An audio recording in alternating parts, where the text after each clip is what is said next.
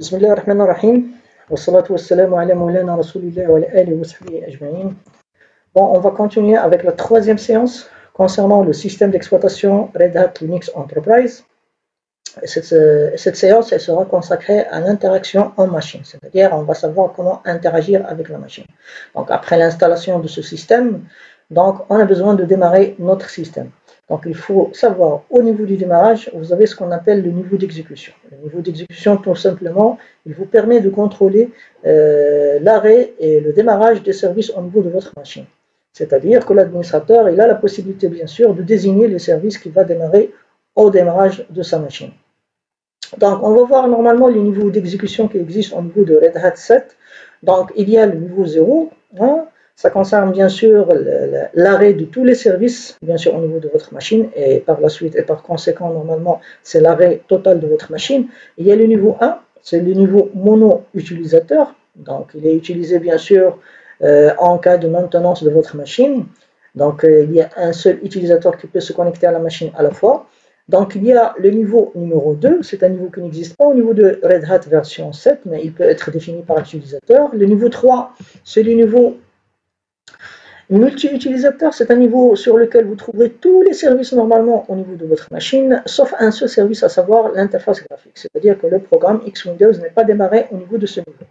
Donc, il y a le niveau 4, ça n'existe pas également au niveau de Red Hat 7, mais il peut être défini également par l'utilisateur. Il y a le niveau 5, c'est la même chose que le niveau 3, sauf qu'au niveau 5, vous avez la possibilité d'avoir l'interface graphique. Et enfin, normalement, vous avez le niveau 6 qui permet de démarrer tous les services de votre machine et par conséquent le démarrage de votre machine. Donc, on va voir bien sûr tout cela au niveau de l'atelier pratique pour savoir comment gérer les niveaux d'exécution. Bon, nous sommes au niveau de la machine Red Hat 7. Hein? Donc, on va gérer bien sûr les niveaux d'exécution au niveau de Red Hat 7 et Red Hat 6, tout simplement parce qu'il y a une différence au niveau de la gestion. Donc, on va lancer le terminal. Donc, on va agrandir un peu normalement. Voilà. Donc, pour savoir le niveau actuel de votre machine, eh bien, vous avez la possibilité d'utiliser deux commandes. Soit la commande vous-R, l'option "-R", donc vous avez ici normalement le niveau actuel, c'est quoi? C'est du niveau 5. Soit vous utilisez la commande "run level". Donc ici normalement également vous avez le niveau numéro 5 et ici vous avez un N, c'est-à-dire le niveau précédent. Jusqu'à maintenant il n'y a pas de niveau précédent. Donc on a vu les commandes qui vous permettent de savoir le niveau actuel. Donc si vous voulez basculer, ou bien passer d'un niveau à un autre niveau, eh bien vous pouvez utiliser la commande init suivi du numéro 1 du niveau souhaité. Donc par exemple, si je veux basculer vers le niveau 3, et on sait déjà que le niveau 3, c'est un niveau où il y a tous les services sauf l'interface graphique. Donc on va être privé normalement de l'interface graphique. Donc on va appuyer sur Entrée. Voilà, je suis sur le niveau 3 et je vais accéder avec le compte root et avec le mot de passe. Voilà. Donc, je suis sur le niveau 3. Donc, si vous voulez savoir quel niveau, ou bien quel est le niveau actuel maintenant, eh bien, on va faire run level. Voilà. Donc, le niveau précédent, c'est 5, comme vous voyez sur l'écran, et le niveau actuel, c'est 3. Ou bien la commande "-R". Voilà, regardez. Donc, le niveau actuel, donc vous avez un niveau d'exécution 3, et le dernier, donc à la fin de la ligne, bien sûr, vous avez dernier 5, c'est-à-dire le niveau précédent. Donc, c'est comme ça qu'on passe normalement d'un niveau à un autre niveau. Bien sûr, si vous faites init 0 ou bien init 6, normalement, vous allez redémarrer votre machine. Et si vous faites par exemple init 2, vous allez normalement tomber sur le niveau où il y a où vous avez normalement la possibilité de se connecter qu'avec un seul utilisateur. Donc, essayons par exemple avec le niveau 2. Donc, init 2 normalement, ou bien, attendez, je vais faire normalement init 5, donc pour revenir normalement à l'interface graphique. Voilà, regardez. Donc je vais faire root et après le mot de passe.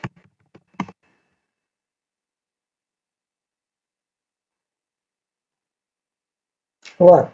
Donc, je lance le terminal. Donc regardez maintenant, je vais faire init 2. Donc, on passe normalement un niveau. Pardon, le niveau 2, c'est un niveau qui n'existe pas normalement au niveau de Red Hat 7. Donc, pardon. Donc, je vais me connecter. Hein. Je voulais dire normalement le niveau numéro 1 et non pas le niveau numéro 2. Init 1. Regardez, ça sera un niveau mono utilisateur.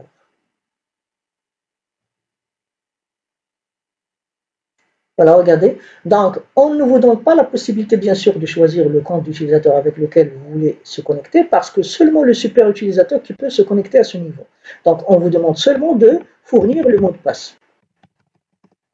Voilà. Donc, je suis sur le niveau. Donc, je vais basculer encore une fois vers le niveau 5, c'est-à-dire le niveau où il y a l'interface graphique.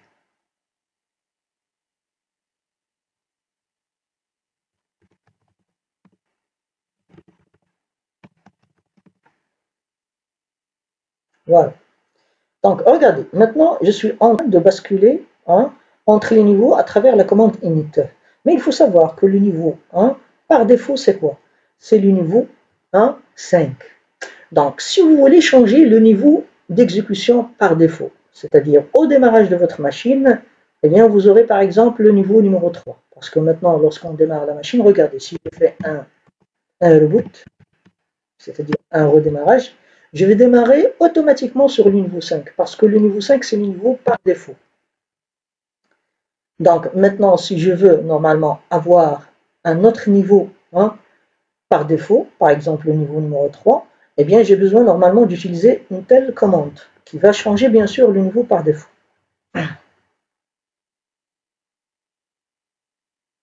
Donc j'attends que la machine redémarre. Donc voilà, j'accède avec le compte root, le mot de passe.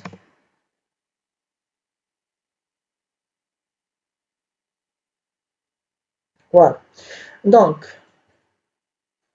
j'ouvre le terminal et on va essayer normalement de changer de niveau par défaut. Donc, comment on va faire? On utilise la commande system ctl set default. Donc, default, par exemple, on va choisir default, pardon,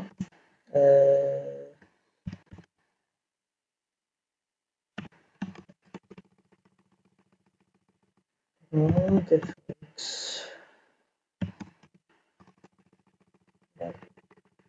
Attendez, je vais essayer de voir.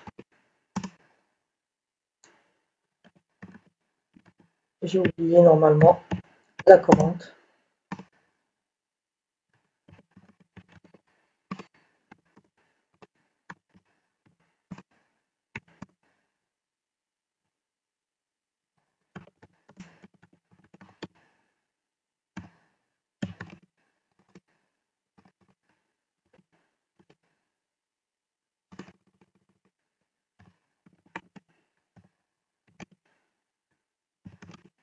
Voilà.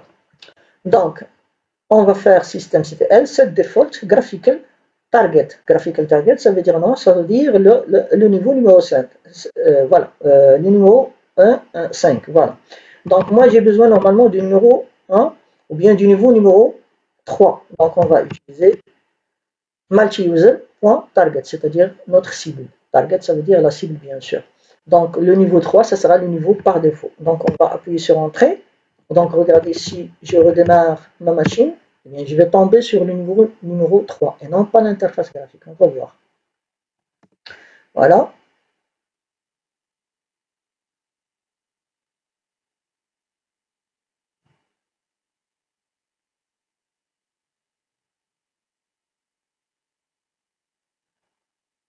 Donc, on attend que la machine soit démarrée. Regardez, donc il n'y a pas d'interface graphique. Donc, je vais accéder avec quoi?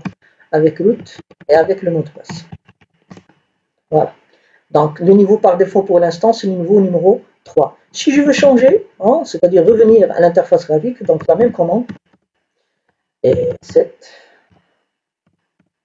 default, et cette fois-ci, je vais choisir graphical target, c'est-à-dire je veux l'interface graphique, bien sûr. C'est-à-dire que le programme X-Windows, il va démarrer au moment du démarrage de la machine, ou bien il va être exécuté au moment du démarrage de la machine. Donc, entrée, on va faire un reboot, c'est-à-dire un redémarrage au niveau de votre machine. Et regardez, cette fois-ci, on va démarrer avec l'interface graphique.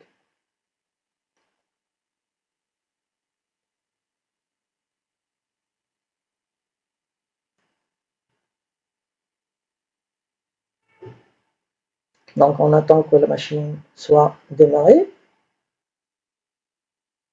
Voilà. Donc, on accède avec l'administrateur. Voilà. Donc, je suis sur l'interface graphique. Donc, on a terminé avec les niveaux d'exécution au niveau de Red Hat 7. Donc, on va voir maintenant au niveau de Red Hat 6. Donc, voilà, vous avez ici une autre machine, c'est-à-dire Red Hat 6. Donc, regardez, au niveau de Red Hat 6, donc, les commandes root 1-R et run level, eh bien, c'est la même chose que Red Hat 7. Donc, ce n'est pas la peine normalement d'expliquer ça. Donc, la différence, elle est au niveau de quoi? Elle est au niveau normalement de changement du niveau par défaut. Donc, ici, au niveau de Red Hat 7, vous aurez besoin normalement de configurer un fichier, à savoir le fichier inittab. Donc, /etc/inittab. Donc, moi, je vais utiliser un éditeur graphique, comme vous voyez ici normalement. Donc, c'est un éditeur graphique. Bien sûr, par la suite, on va savoir comment utiliser un autre éditeur, à savoir l'éditeur VI. Bien, regardez, ici en bas, au lieu de 5, je vais mettre 3. C'est-à-dire, je vais changer normalement le niveau 1 par défaut. Regardez ici en bas de votre fichier. Donc, lorsque je termine, je vais cliquer sur Enregistrer et je vais fermer. Donc, par la suite, normalement, je vais faire un reboot. Et regardez, on va tomber sur le niveau 3, c'est-à-dire sans interface graphique.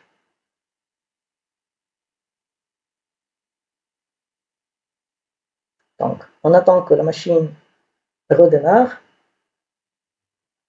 Voilà.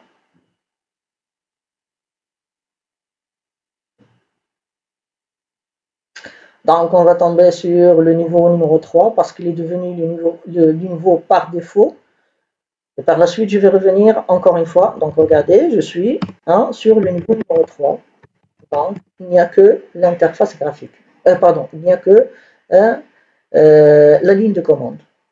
Donc, j'ai besoin maintenant de changer le niveau par défaut. Donc, comme vous voyez, il n'y a pas d'interface graphique. Donc, je n'ai pas la possibilité d'utiliser l'éditeur graphique. Donc, j'ai besoin normalement d'utiliser un éditeur en ligne de commande, c'est-à-dire l'éditeur VI. Donc, ne vous en faites pas normalement pour le VI, parce qu'on aura une séance consacrée normalement aux éditeurs de texte qui existent normalement au niveau du système d'exploitation Linux. Donc pour l'instant, qu'est-ce que je vais faire? Je vais changer le niveau 3, comme vous voyez, avec le niveau 5. Donc je vais faire échappe, reculant pour enregistrer. Donc ne vous en faites pas de ce que je fais pour l'instant. Donc il y aura une séance spécialement pour les éditeurs de texte. Donc l'essentiel maintenant, c'est de savoir c'est quoi le niveau par défaut. Donc je vais faire un reboot. Et comme vous allez voir normalement, on va tomber sur l'interface graphique cette fois-ci.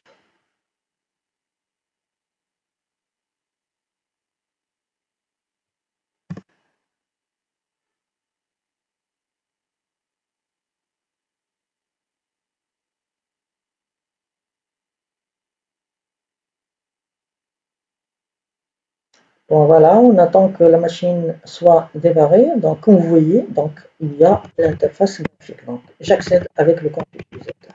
Voilà. On a terminé avec les niveaux d'exécution. On va passer normalement à un autre sujet rapidement. Donc le sujet qui va suivre, bien sûr, c'est les terminaux virtuels. Donc à l'époque, le terminal, c'est quoi? Eh bien tout simplement, ce n'est qu'un clavier plus un écran. Donc, si vous voulez donner des ordres à votre machine, eh bien vous branchez le clavier et l'écran à votre machine via un port série. Actuellement, le terminal n'est qu'un ordinateur qui utilise normalement ce qu'on appelle des terminaux virtuels. Des terminaux virtuels et il se connecte à la machine bien sûr, soit à distance, soit en branchant bien sûr votre ordinateur via un port série. Donc, c'est quoi un terminal virtuel?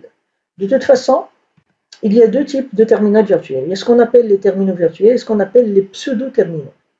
Les terminaux virtuels notés TTY, eh bien, il faut savoir qu'il y a le TTYS, c'est-à-dire les terminaux connectés sur un port série de votre machine, et il y a le TTY tout court avec le numéro du terminal, ce sont des connexions locales au niveau de votre machine. De toute façon, on va voir ça normalement au niveau de l'atelier pratique.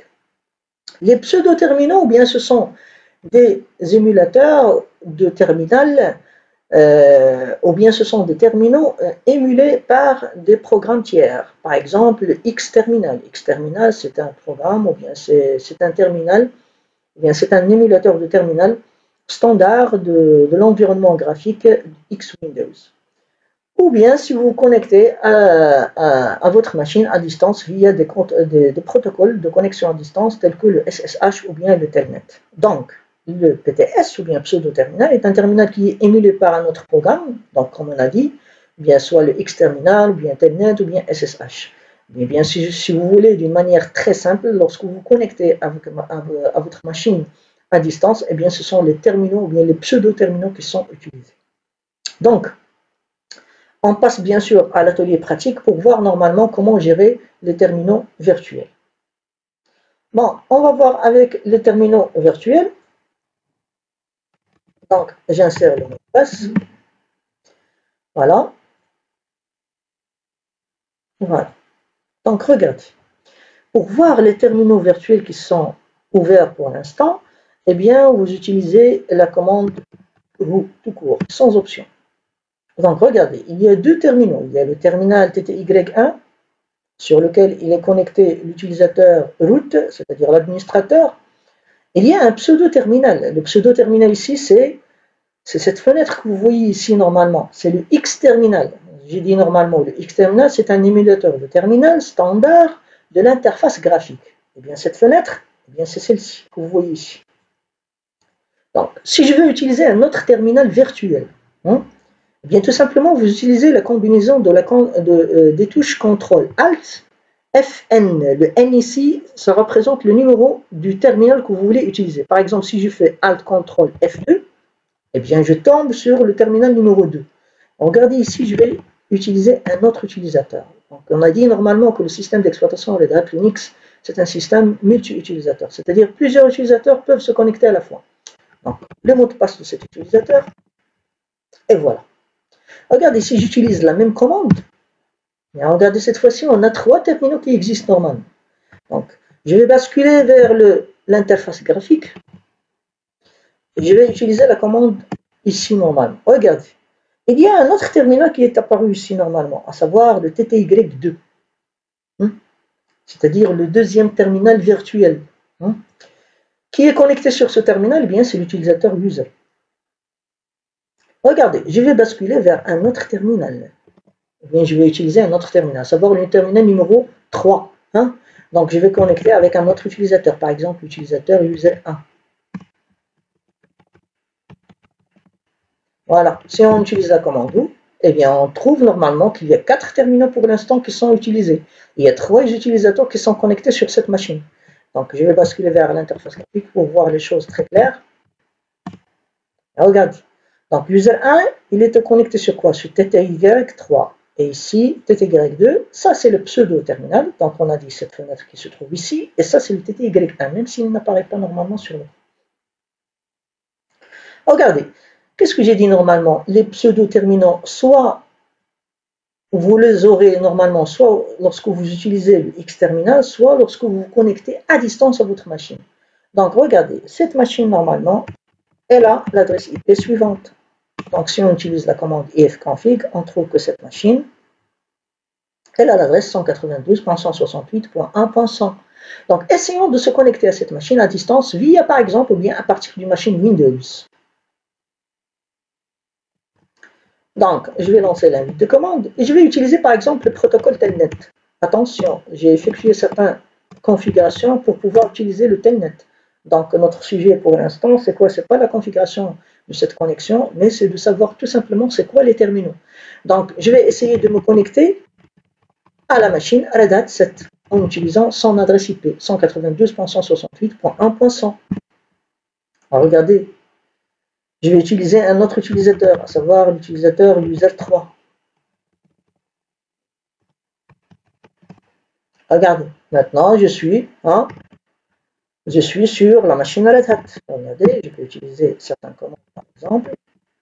Voilà, je suis à la machine Red Hat 7. Donc revenons à notre machine. Je vais effacer tout cela et je vais utiliser la commande OU. Bien, regardez. Donc on garde les terminaux qui sont déjà ouverts. Et vous avez ici un autre pseudo-terminal. Et la machine qui est connectée, eh bien, à ce pseudo-terminal, normalement, c'est la machine qui a l'adresse IP 192.168.1.250. Ce que vous voyez ici, normalement, c'est quoi? Eh bien, c'est l'IP version 6. Voilà. Donc, ça, c'est l'IP version 4. Donc, si je reviens à cette machine, et bien sûr, je peux utiliser cette commande également au niveau de la machine Windows 10 parce que je suis connecté sur la machine Red Hat 7. Donc, voilà, c'est la même chose. Donc, je vais sortir de cette machine, juste pour vous montrer normalement qu'il s'agit de cette machine IP config. Et comme j'ai dit, bien sûr, c'est la machine qui a l'adresse IP 192.168.1.250. Regardez, je vais me connecter à partir de la machine Red Hat 6. Donc, j'ouvre le terminal et de la même façon, je vais écrire telnet suivi de l'adresse IP de la machine Red Hat 7. Voilà. Donc, je vais connecter par l'utilisateur user3, le mot de passe, et voilà. Donc, c'est un mot de passe incorrect, donc je vais essayer encore une fois. J'ai fait une erreur au niveau du mot de passe. Voilà, je suis connecté. Donc, si on fait la commande OU, eh bien, regardez. Eh bien, cette fois-ci, l'utilisateur user3, il est connecté via le pseudo-terminal numéro 1, mais cette fois-ci à partir de l'adresse IP 192.168.1.200, c'est-à-dire l'adresse IP de la machine Red Hat 6. Donc, si on sort, on fait par exemple clear, je fais ici par exemple ifconfig, bien regarde, je suis connecté sur, bien je me suis connecté normalement à partir de cette machine, 192.168.1.200. Donc, c'est ce qu'on appelle normalement les terminaux virtuels et les pseudo-terminaux. Donc, maintenant, on passe à autre chose, la dernière chose au niveau de cette vidéo.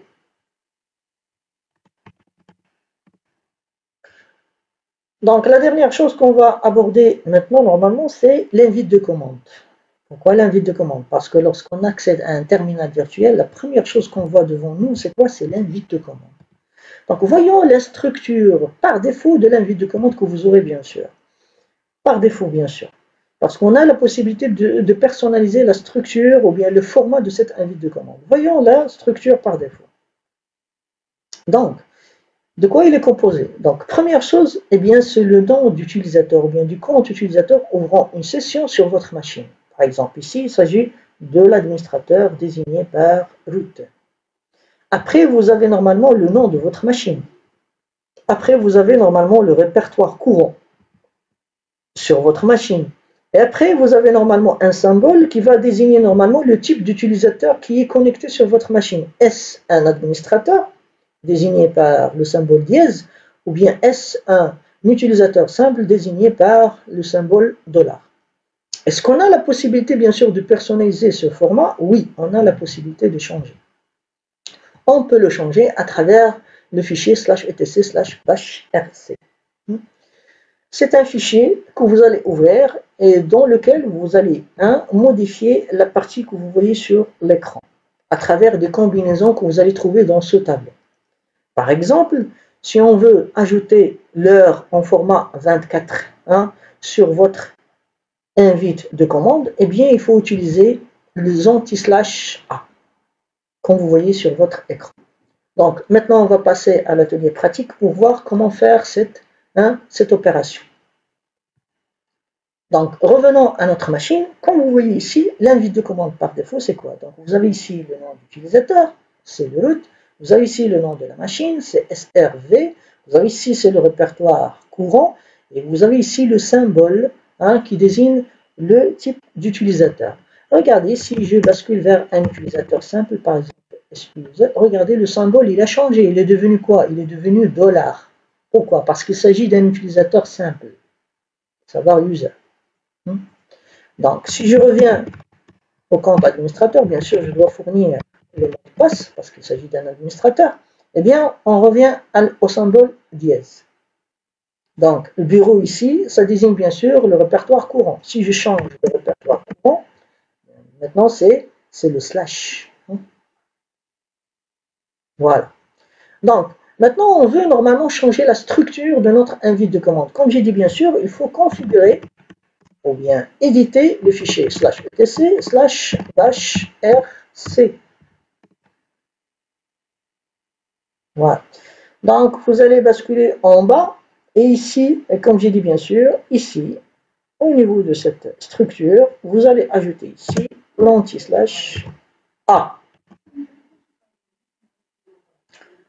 Et bien sûr, ici, on va faire enregistrer. Donc, la structure va changer lorsqu'on va redémarrer notre machine.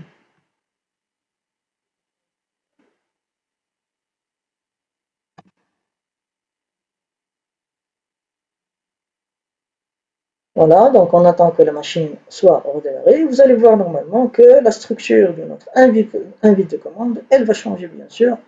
On va avoir normalement une autre information sur notre invite de commande, à savoir l'heure en format 24. Donc j'accède avec le compte utilisateur administrateur, le mot de passe, et voilà.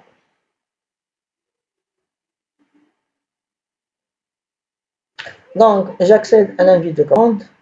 Bien, regardez ici. Je vais essayer d'agrandir un peu.